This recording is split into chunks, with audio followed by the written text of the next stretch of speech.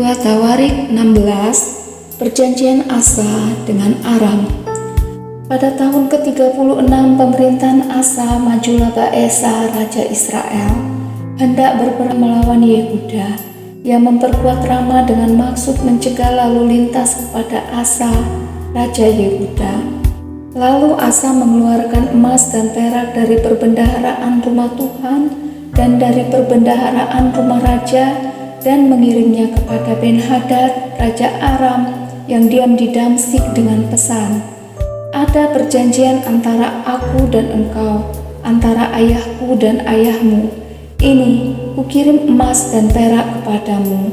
Marilah, batalkanlah perjanjianmu dengan Baesa, Raja Israel, supaya ia undur daripadaku." Lalu Ben-Hadad mendengarkan permintaan Raja Asa. Ia menyuruh panglima-panglimanya menyerang kota-kota Israel, dan mereka memukul Kalaion dan Abel-Maim dan segala tempat berbekalan kota-kota di Naftali. Segera sesudah Baesa mendengar hal itu, ia berhenti memperkuat Rama. Ia menghentikan usahanya itu. Tetapi Raja Asa mengarahkan segenap orang Yehuda yang harus mengangkat batu dan kayu yang dipergunakan Baesa untuk memperkuat Rama itu. Ia mempergunakannya untuk memperkuat Geba dan Mispa. Pada waktu itu datanglah Hanani pelihat itu kepada Asa Raja Yehuda, katanya kepadanya,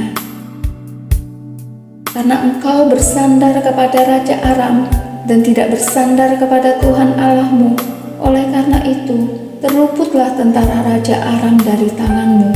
Bukankah tentara orang Ethiopia dan Libya besar jumlahnya, kereta dan orang berkudanya sangat banyak?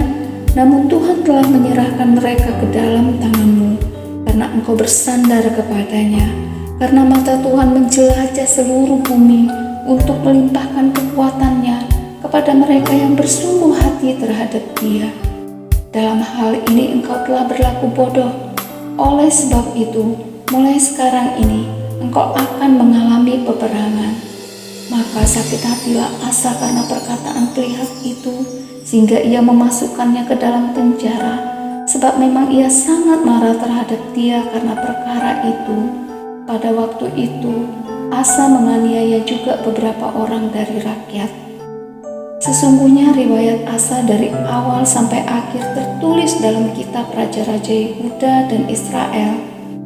Pada tahun ke-39 pemerintahannya, Asa menderita sakit pada kakinya yang kemudian menjadi semakin parah. Namun dalam kesakitannya itu, ia tidak mencari pertolongan Tuhan, tetapi pertolongan tabib-tabib. Kemudian Asa mendapat perhentian bersama-sama nenek moyangnya. Ia mati pada tahun ke-41 pemerintahannya dan dikuburkan di kuburan yang telah digali baginya di kota Daud.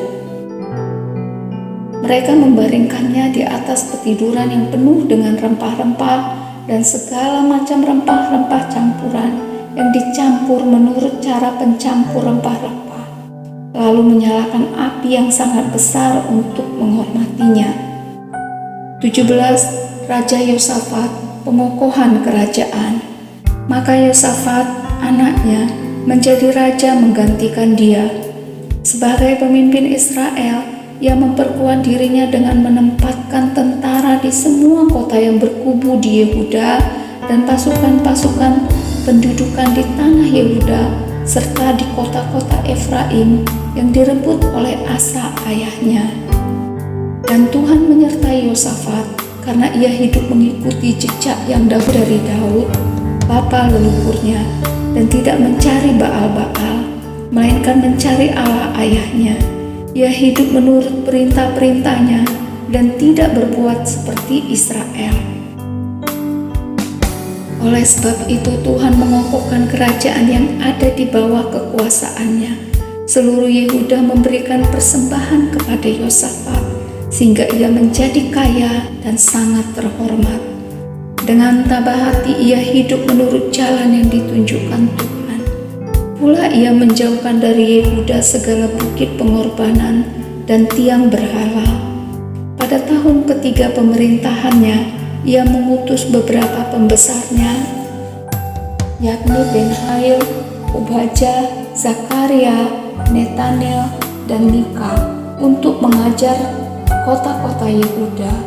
Bersama-sama mereka turut juga beberapa orang Lewi, yakni Semaya, Netanya, Zebadya, Asael, Semiramot, Yonatan, Adonia, Tobia, dan Tob-Adonia, disertai imam-imam Elisama dan Yoram.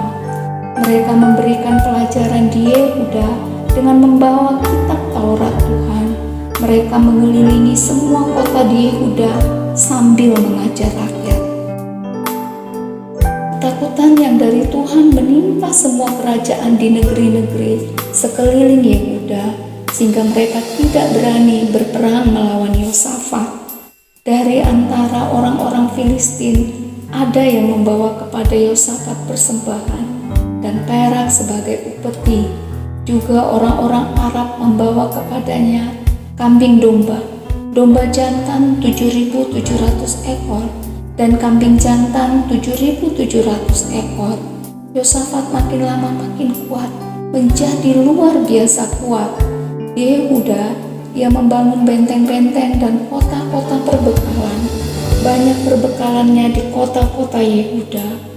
Orang-orang perangnya ada di Yerusalem, semuanya pahlawan yang gagah perkasa. Inilah daftar kesatuan mereka menurut puak-puak mereka. Panglima-panglima dari Yehuda ialah Panglima Adna dengan 300.000 pahlawan yang gagah perkasa.